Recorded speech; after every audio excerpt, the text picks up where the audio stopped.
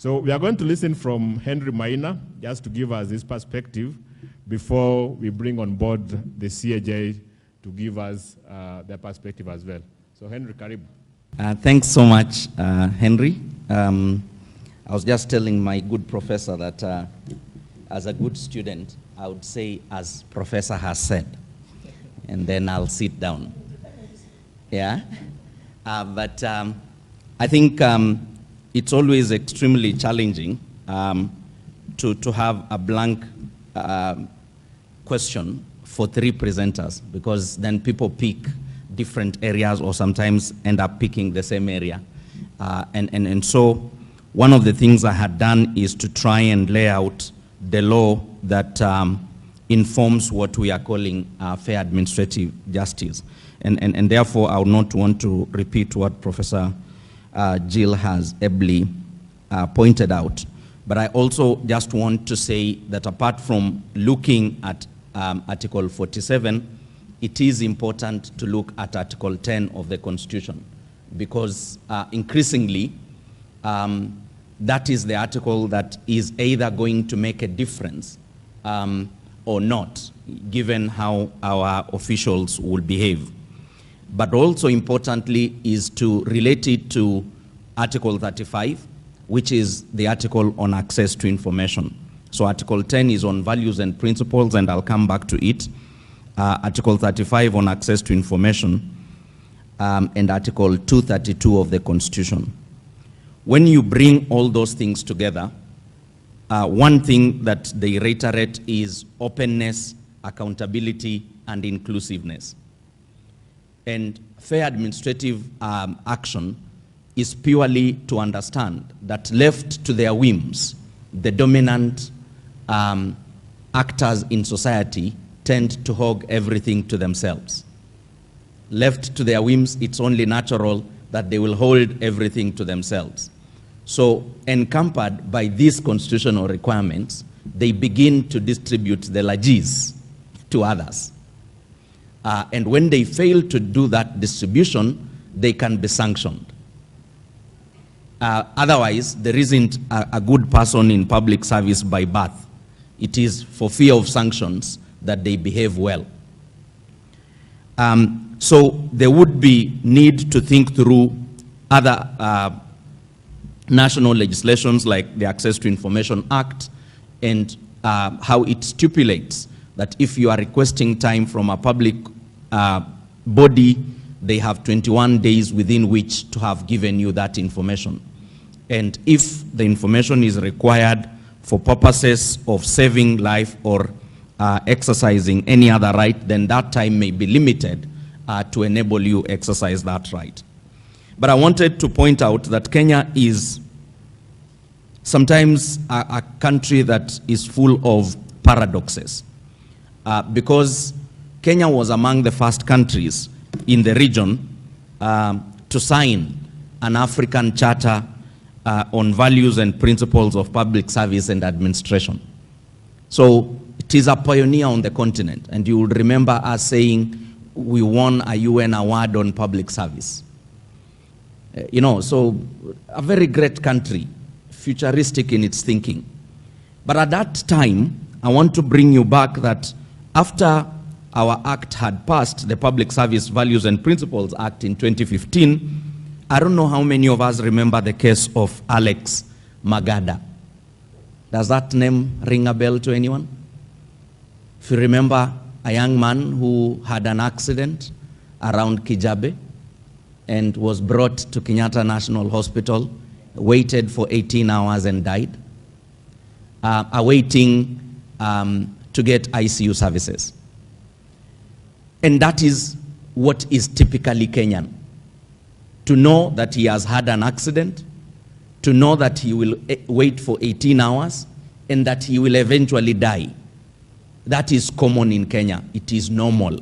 You know, when I talk to public officials, they tell me that is only normal. We are overwhelmed by cases. You know, so it's not strange that if you are to go to prison and ask that a prisoner was unwell, the prison officer would tell you that patients die even at Kenyatta National Hospital.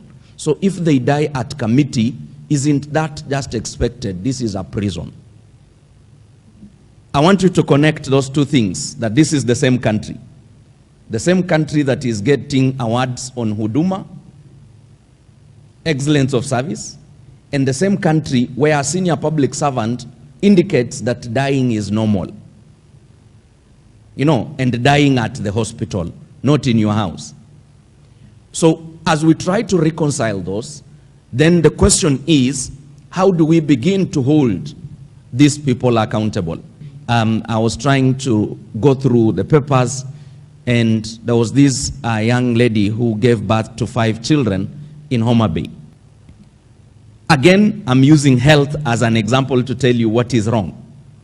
Because these children were born premature, everybody who read this story in the country understood that there is need for an incubator. And 2, that there is a problem with pneumonia in the country currently.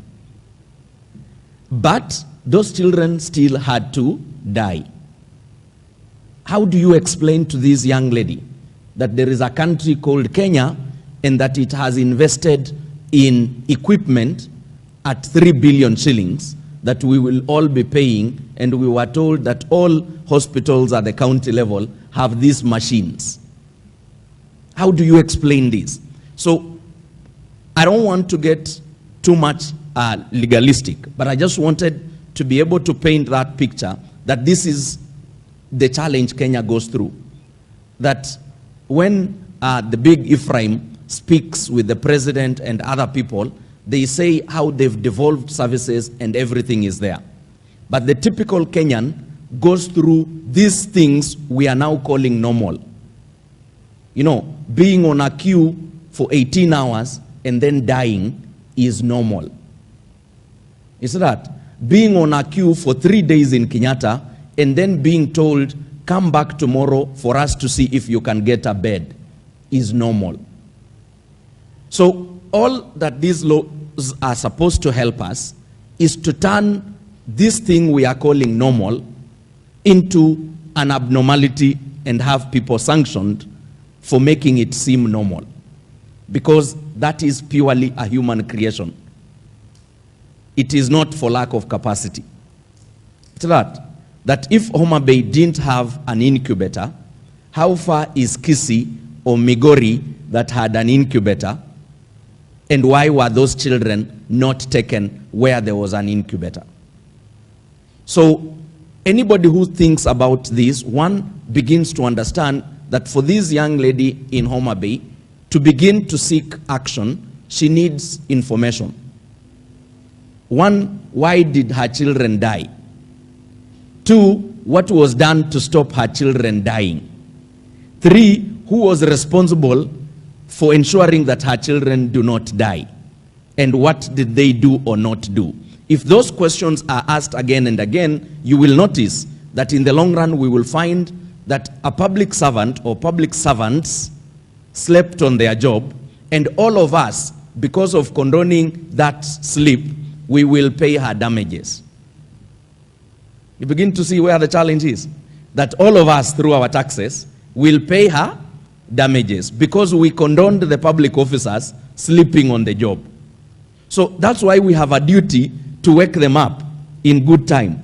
Otherwise, we are saying, please use our money to pay for these processes that we condone and call normal. So you and me will know that the family of Alex Madaga was paid a pittance 3 million shillings after he died, and the hospital, the 4 hospitals that didn't admit him on emergency were not sanctioned. Nothing happened to them. So the rest of us as Kenyans paid the family of Alex Madaga, but the hospitals that didn't admit him from Kijabe to Nairobi did not have any sanction. And that is a problem. Lack of information, expeditious handling of issues. I also want to think perhaps using a different example. I've used 2 examples of health. Let me try and use an example of water. Something that is not normally seen.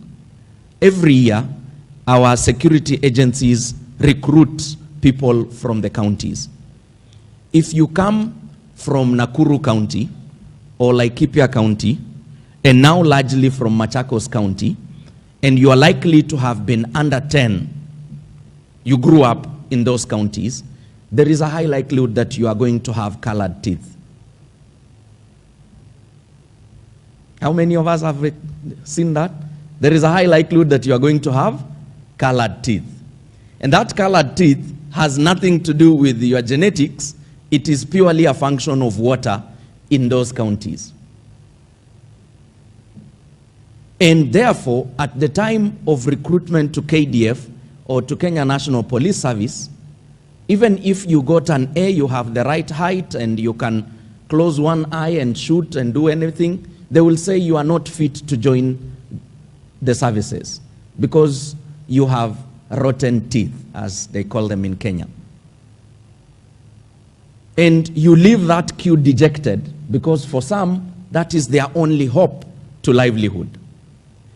But we go home and, you know, we sometimes tell ourselves, why didn't you run as fast to become number one? But it wasn't for lack of ability to run that you've been disqualified. It was because you have colored teeth. And Mr. Osur and others as former police officers could help us to understand, does this mean condemning people purely for a crime they had no role in? And the crime was that the Ministry of Water, through a Water Services Regulatory Board, is supposed to ensure that the quality of water that is available to Kenyans is of a quality that can ensure not only getting water as a requirement, but is of the right quality that it does not cause these problems. So you can guess, WASREB and the water services providers not doing their work cost some people their livelihood, their ability to be recruited in defense forces and to work and earn a living out of it. Now you begin to see the connection, water, livelihood, and other things. So those are just two examples that I wanted to give. And the thinking here is that it is only in Kenya that sometimes we celebrate mediocrity. So what do governors in those regions do?